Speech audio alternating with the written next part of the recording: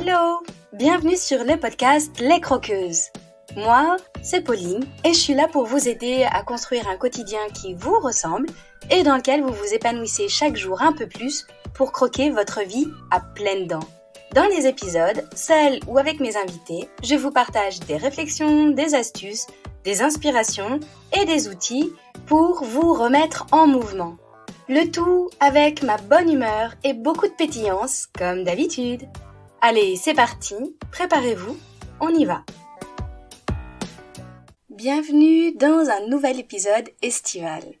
Aujourd'hui, j'ai choisi de vous proposer 5 habitudes simples mais efficaces à mettre en place dès maintenant pour profiter pleinement de votre été tout en vous préparant sereinement pour la rentrée de septembre.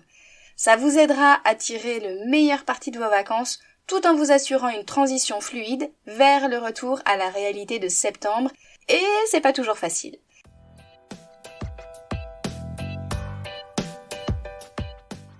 Et avant que l'on rentre dans le vif du sujet, vous pouvez déjà vous inscrire au challenge gratuit de 21 jours pour préparer une rentrée sereine. Vous recevrez un mail tous les jours avec des astuces concrètes et des tips à mettre en place sans surcharger votre quotidien que je sais déjà bien rempli. Vous mettez l'épisode en pause et vous filez dans les notes pour retrouver le lien d'inscription.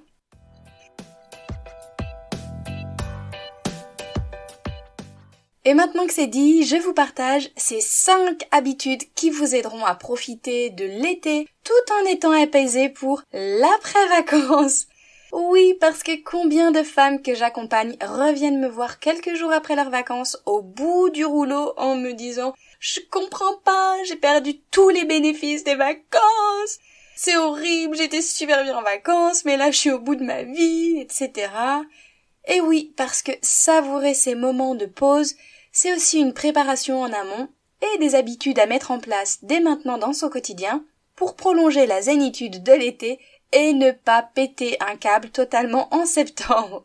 Imaginez que votre vie soit comme une tablette de chocolat avec différentes saveurs et textures qui se complètent super bien. L'été, c'est la douceur et la légèreté du chocolat au lait, alors que la rentrée de septembre, c'est plutôt une touche de chocolat noir, intense et réconfortant.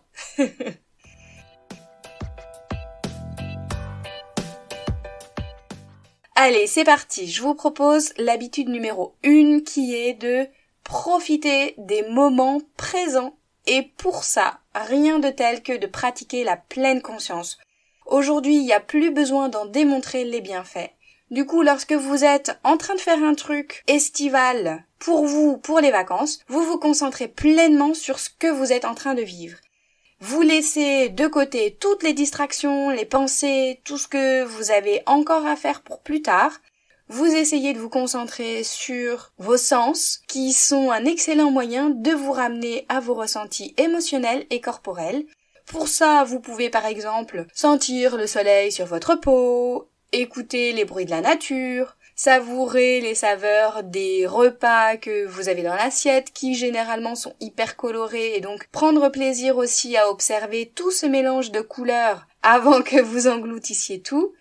Et vous pouvez aussi pratiquer la gratitude en étant reconnaissante pour tous ces moments précieux que vous êtes en train de vivre. Donc vous pouvez établir des rituels de pleine conscience pour vous aider à vous connecter à l'instant présent. Par exemple, une promenade en pleine conscience dans la nature, quelques minutes de méditation le matin ou quand vous êtes disponible, ou alors prendre le temps de savourer le repas en étant vraiment présente et consciente de chaque bouchée que vous allez enfourner. En fait, tous ces rituels-là, ça va vous permettre de cultiver une présence encore plus profonde dans votre vie quotidienne. Vous dire, ce que je suis en train de faire, je suis en train de le vivre pleinement et je le revivrai jamais.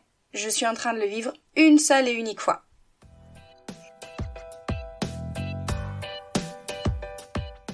L'habitude numéro 2, ce serait de planifier votre rentrée dès maintenant. Vous pouvez pour ça, par exemple, faire une liste de toutes les tâches que vous avez à faire.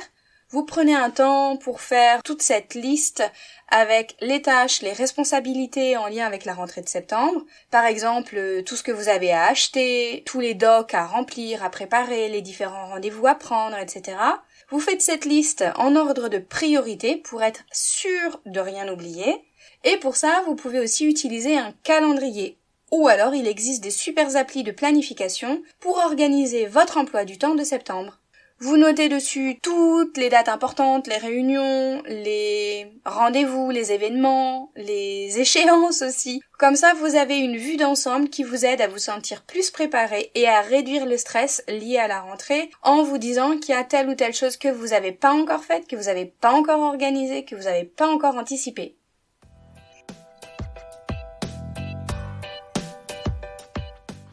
En habitude numéro 3, ça pourrait être de cultiver l'équilibre. Et pour ça, c'est aussi important et indispensable de définir des limites claires pour vous, pour rester à l'équilibre entre ce que vous pouvez faire pour vous et ce que vous devez faire pour les autres.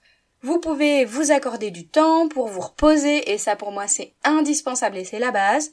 Aussi pour peut-être pratiquer des activités qui vous plaisent, vous pouvez choisir dans l'endroit où vous êtes en vacances un endroit qui vous plaît ou un truc que vous avez pleinement envie de faire et l'inclure dans le programme de la famille ou le programme de vos vacances de façon non négociable.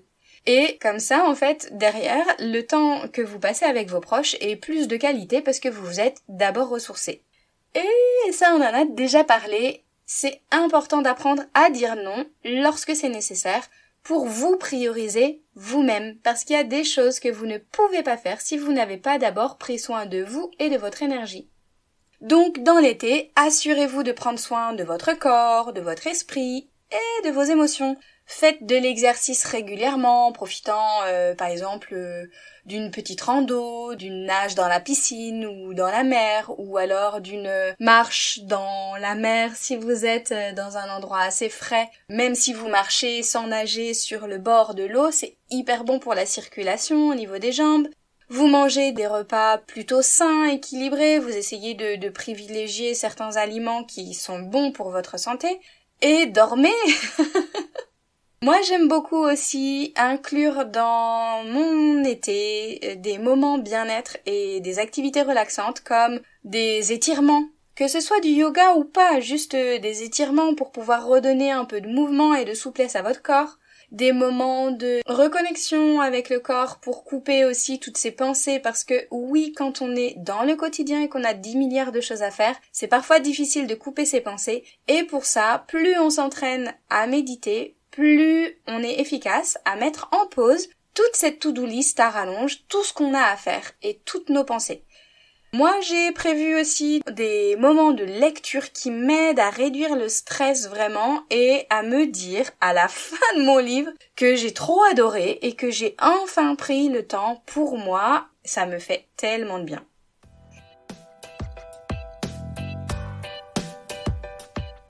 En 4e habitude, ça pourrait être intéressant de développer des nouvelles compétences parce que dans tous mes coachings, on commence par faire la liste des valeurs, des besoins, des compétences, des talents. Et quand on parle de compétences, on parle aussi parfois de toutes les compétences qui sont apprises, qui ont été enrichies au fil des années avec les formations, avec les lectures, avec les réunions et autres, tous les programmes en ligne auxquels on peut participer. Au fur et à mesure, en fait, on développe de nouvelles compétences qui nous aident aussi à gagner en estime de soi parce que plus on gagne en compétences, plus on se sent rassuré, plus on se sent confiante. Donc, dans l'été, vous pouvez en profiter pour vous inscrire à des cours en ligne qui vous intéressent, par exemple. Ça peut être pour développer des nouvelles compétences professionnelles, pour apprendre une langue étrangère, pour acquérir des connaissances dans un domaine qui vous passionne, sur les chevaux, sur la peinture, sur le human design, peu importe. Les cours en ligne, aujourd'hui, c'est quand même des ressources formidables qui sont à notre disposition de façon hyper facile et c'est un excellent moyen de nous investir dans notre développement personnel, de choisir ce qu'on a envie d'apprendre et, du coup, de monter en compétences et en estime de soi. Vous pouvez aussi choisir des livres qui vous inspirent, qui vous aident à grandir, peut-être des livres de développement personnel ou alors des romans inspirants ou des ouvrages liés à ce que vous aimez, à vos passions. La lecture, c'est une super façon d'élargir vos horizons et de vous nourrir intellectuellement. Donc, à privilégier et à ne surtout pas oublier.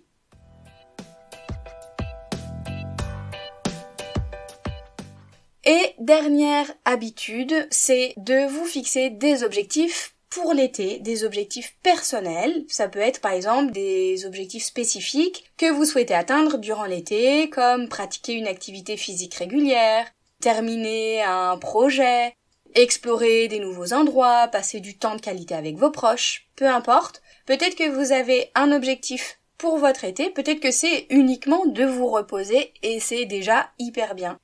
Et par contre, soyez vigilants à ce que vos objectifs soient réalistes et mesurables pour que vous ne vous fixiez pas d'un coup l'Everest à escalader et que ce soit quelque chose qui vous mette en réussite.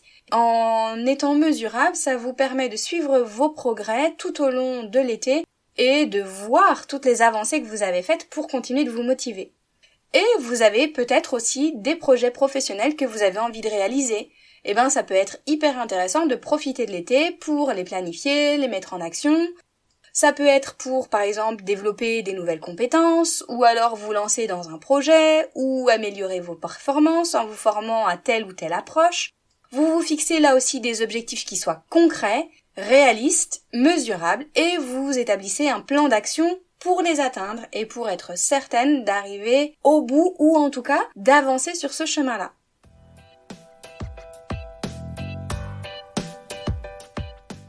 Mes chères croqueuses, vous avez maintenant 5 habitudes à mettre en place dès maintenant pour pouvoir profiter à fond de votre été tout en préparant la rentrée de septembre de façon sereine et pas paniquer à la fin de votre été. Pour ça, la première habitude c'était de cultiver le présent, la deuxième de planifier votre rentrée, la troisième d'équilibrer votre vie en vous fixant des limites claires, de développer des nouvelles compétences en profitant de l'été pour vous former et de vous fixer des objectifs estivaux, mesurables, atteignables, qui vous permettent de voir toutes les avancées et tous les progrès que vous êtes en train de faire. J'espère que tout ça, ça va vous donner des idées et de l'élan pour mettre en place de nouvelles habitudes dès maintenant. Ne serait-ce qu'en mettre qu'une seule en place, ce sera déjà bien.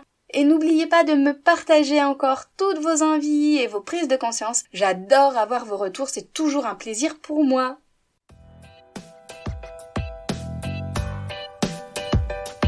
Et voilà les croqueuses, c'est la fin de cet épisode. Merci à vous de l'avoir écouté jusqu'au bout. Si vous avez trouvé ma phrase gourmande avec le mot chocolat, n'hésitez pas à m'envoyer un message ou un commentaire. J'adore vous lire, échanger en direct avec vous pour parler de chocolat bien sûr, de gourmandise et de tous ces sujets qui nous touchent. Et si vous ne savez pas de quelle phrase gourmande je vous parle, vous pouvez filer écouter mon épisode 0 dans lequel j'explique tout ça. Et si cet épisode vous a plu, qu'il vous a apporté un peu d'énergie, d'élan et de la valeur, si vous vous dites que ce serait bien que d'autres femmes puissent l'écouter, n'hésitez pas à le partager et à le noter sur votre plateforme d'écoute favorite. C'est très rapide, notez le podcast en mettant des étoiles, ça l'aidera énormément à être visible pour qu'il touche encore plus de croqueuses.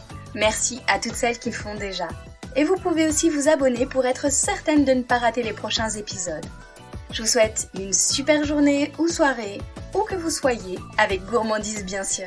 À la semaine prochaine pour une nouvelle dose de pétillance, d'inspiration et de bonne humeur.